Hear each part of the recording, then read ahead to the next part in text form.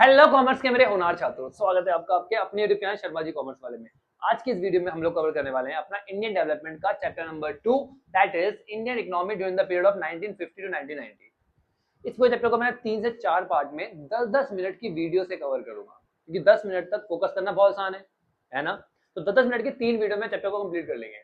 बिल्कुल निश्चिंत हो जाओ, मजा आ जाएगा। चलिए, तो इस पार्ट में हम लोग कवर करेंगे अपना इकोनॉमिक प्रॉब्लम क्या होती है, सेंट्रल प्रॉब्लम्स कौन सी है, उसको अलग अलग इकोनॉमी में किस तरीके से डील किया जाता है, टाइप ऑफ इकोनॉमी कौन सी है। ये पहले कंसेप्ट हम पढ़ चुके हैं, हमें फटाफट एक बार रिवाइज करना है। ठीक है बेटा, चलो शुरू करते हैं।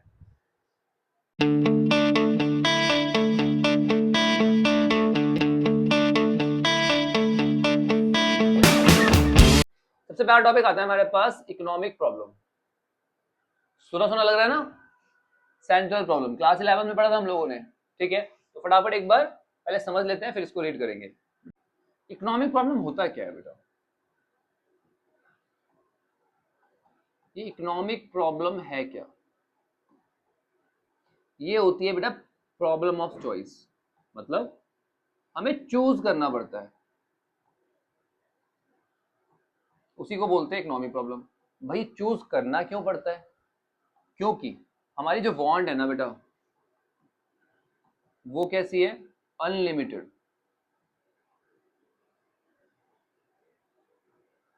ठीक है, बट जो हमारे पास रिसोर्सेज है वो कैसे है? लिमिटेड।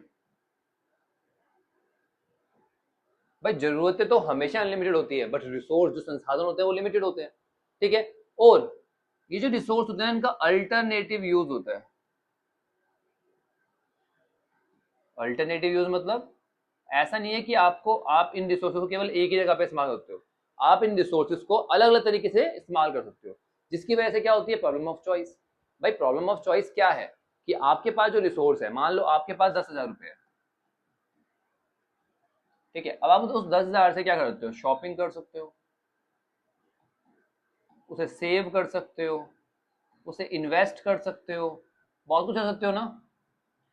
रिसोर्स तो क्या है? लिमिटेड है आपकी वांट के मुकाबले में, कि आप तो बहुत कुछ करना चाहते हो। ठीक है, और उनका अल्टरनेटिव यूज है, जिसकी वजह से क्या हुआ? आपको चूज करना पड़ेगा इन अलग अलग अल्टरनेटिव में से। ठीक है, और आपको चूज इस तरह से करना है कि आप अपनी वांट्स को सेटिस्फाई कर सको। आई बात समझ में? इसी को बोलते हैं इकोनॉमिक प्रॉब्लम। इजी। चलिए, तो एक बार फटाफट फटाफट अब रीड करते हैं। इकोनॉमिक प्रॉब्लम या सेंट्रल प्रॉब्लम क्या होती है? It is a problem which in which every it is a problem. यार,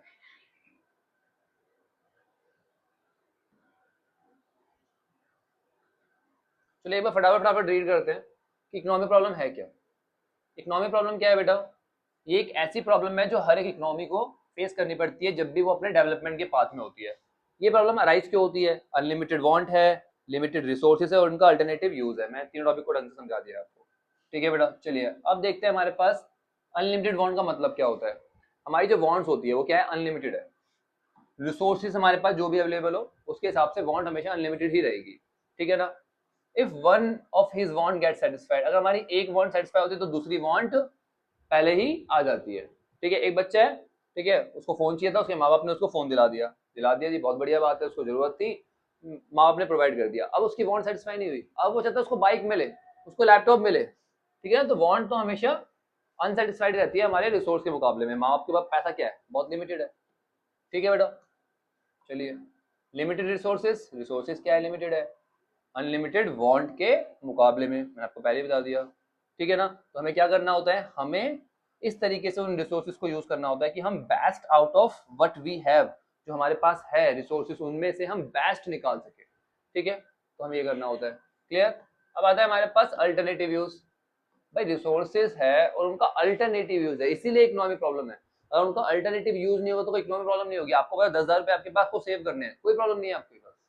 प्रॉब्लम है ही तभी क्योंकि उनका अल्टरनेटिव यूज है, आप अलग अलग तरीके से उसका इस्तेमाल कर सकते हो। ठीक है, the scarce resources are used alternatively, hence it has become important to decide the allocation and distribution of resource effectively and efficiently, कि भैया किस तरीके से एलोकेट करना है उस रिसोर्स को, ये बहुत जरूरी है। कैसे एलोकेट करना है? Effectively and efficiently. एग्जांपल लेते हैं, एक बंदे की सैलरी आ रही है, ठीक है, उसको बहुत सारे खर्चे करने होते हैं, home expenses, medicine, instalment of house, ठीक है, बच्चे की फी देनी है और बहुत सारे खर्चे हैं, ठीक है। तो उसको डिसाइड करना पड़ेगा कि किस तरीके से वो अपनी सैलरी को एलोकेट करे अलग अलग पर्पस में, जिससे वो मैक्सिमम सेटिस्फेक्शन गेन कर सके। इजी। चलिए, तो यहाँ से हमारे पास 3 सेंट्रल प्रॉब्लम अराइज होती है, बहुत इंपॉर्टेंट टॉपिक है। 3 सेंट्रल प्रॉब्लम। प्रॉब्लम कौन सी है बेटा? What to produce, how to produce, for whom to produce. क्या बनाए, कैसे बनाए, किसके लिए बनाए, ये 3 प्रॉब्लम है। ये अराइज होती है हर एक इकोनॉमी में। सबसे पहले तो क्या आता है? व्हाट टू प्रोड्यूस, भाई क्या बनाए। First and the foremost problem यही होती है कि भैया बनाए क्या, ठीक है। क्या मतलब है बनाए का? क्या मतलब है? कौन से गुड्स बनाए, कौन से गुड्स हम प्रोड्यूस करें, कौन से गुड्स को हम प्रेफरेंस प्रोवाइड करें किसी दूसरे गुड्स के मुकाबले में। अरे बस समझ में, क्योंकि भैया हमारे पास इकोनॉमी में गुड्स तो बहुत सारे हैं, प्रोड्यूसर बना तो बहुत कुछ सकता है, और उसके पास रिसोर्स तो लिमिटेड है, तो चूज तो करना पड़ेगा कि कौन सा गुड्स बनाना है उसे, ठीक है बेटा। चलिए, तो उसको अलग अलग गुड्स में से चूज करना पड़ता है। मेनली 2 तरह के गुड्स होते हैं, एक होता है कंज्यूमर गुड्स और एक होता है हमारे पास प्रोड्यूसर गुड्स। कंज्यूमर गुड्स कौन से होते हैं? जो कंज्यूमर कंज्यूम करता है अपनी डायरेक्टली अपनी नीड्स को सेटिस्फाई करने के लिए। और प्रोड्यूसर गुड कौन सा होता है बेटा? जो प्रोड्यूसर यूज करता है किसके लिए? फर्दर प्रोडक्शन के लिए। तो आपको चूज करना पड़ेगा कि दोनों में से वो कौन सा बनाए। एक ज्यादा बनाएगा दूसरा कम हो जाएगा, एक को कम बनाया जाएगा दूसरा ज्यादा हो जाएगा, सिंपल सी बात है। तो आपको एक मैक्सिमम बेनिफिट प्रोवाइड करने वाला एक कॉम्बिनेशन चूज करना पड़ेगा, ठीक है, जिससे आपकी वांट जो है मैक्सिमम सेटिस्फाई हो जाए, ठीक है बेटा। चलिए, अब आता है हाउ टू प्रोड्यूस, किस तरीके से प्रोड्यूस करें। प्रोड्यूस करने के 2 तरीके होते हैं बेटा। पहला आता है हमारे पास लेबर इंटेंसिव, दूसरा आता है हमारे पास कैपिटल इंटेंसिव। लेबर इंटेंसिव मतलब क्या है? लेबर के जरिए किसी भी चीज को प्रोड्यूस किया जा रहा है। किसके जरिए किया जा रहा है? लेबर के जरिए। मतलब आप प्रोडक्शन लेबर से करा रहे हो, इजी। अगर आप प्रोडक्शन लेबर से कराओगे तो क्या होगा? जहां से लोगों को रोजगार मिलेगा, बट प्रोडक्टिविटी कम हो जाएगी, आप उतना प्रोडक्शन नहीं कर पाओगे जितना आप मशीन के साथ कर सकते हो। कैपिटल इंटेंसिव टेक्निक में क्या होता है? यहाँ पे मशीन का मेनली यूज किया जाता है प्रोडक्शन करने के लिए, तो यहाँ पे प्रोडक्टिविटी तो बढ़ जाती है बट एम्प्लॉयमेंट कम हो जाता है, लोगों को रोजगार नहीं मिलता, रोजगार नहीं मिलता तो गरीबी होती है। तो आपको दोनों में से बेस्ट मेथड चूज करना है अपनी इकोनॉमी के लिए। आगे बात समझ में। चलिए, अगला आता है फॉर होम टू प्रोड्यूस। भैया किसके लिए प्रोड्यूस करें?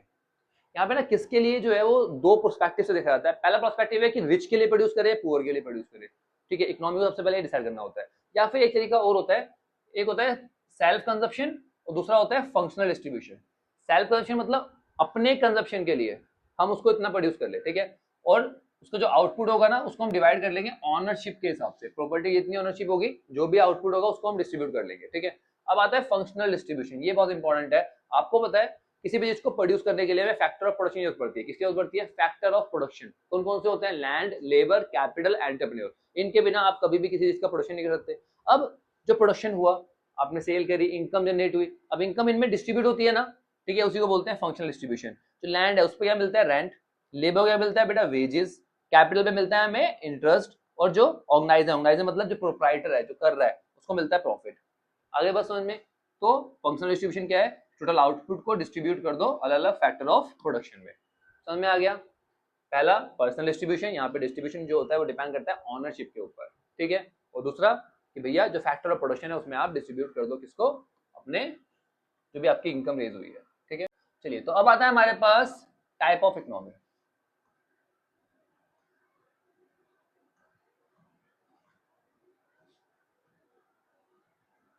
पहले तो इकोनॉमी क्या होता है? इकोनॉमी एक ऐसा एरिया होता है जहां से आप अपनी लाइवलीहुड अर्न करते हो। कोई भी पर्सन जहां से अपनी जीविका कमा रहा है, रोजी रोटी कमा रहा है, उसको बोलते हैं उसके लिए इकोनॉमी।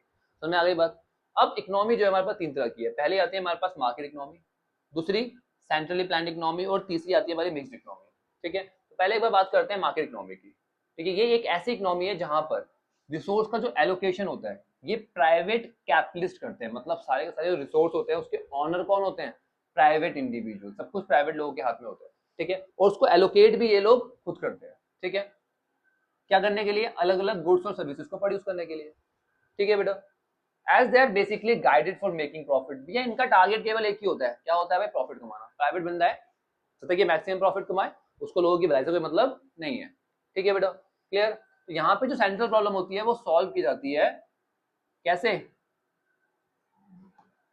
दिमाग में प्रॉफिट को रख के कि भैया मुझे मैक्सिमम प्रॉफिट गेन करना है, उस तरीके से आप सेंट्रल प्रॉब्लम को सॉल्व करोगे, ठीक है बेटा। चलिए, यहाँ पे जो प्राइस है प्रोडक्ट का, ठीक है ना, वो डिटरमाइन होता है किससे? डिमांड और सप्लाई से। डिमांड सप्लाई मतलब मार्केट फोर्सेस। तो यहाँ पर मार्केट फोर्सेस पर हमारे प्राइस और क्वांटिटी हुआ सबको डिसाइड करती है, ठीक है। गवर्नमेंट का यहाँ पर कोई रोल नहीं है, ध्यान रखना, गवर्नमेंट का कोई रोल नहीं होता इस तरह की इकोनॉमी में। समझ में आ गया?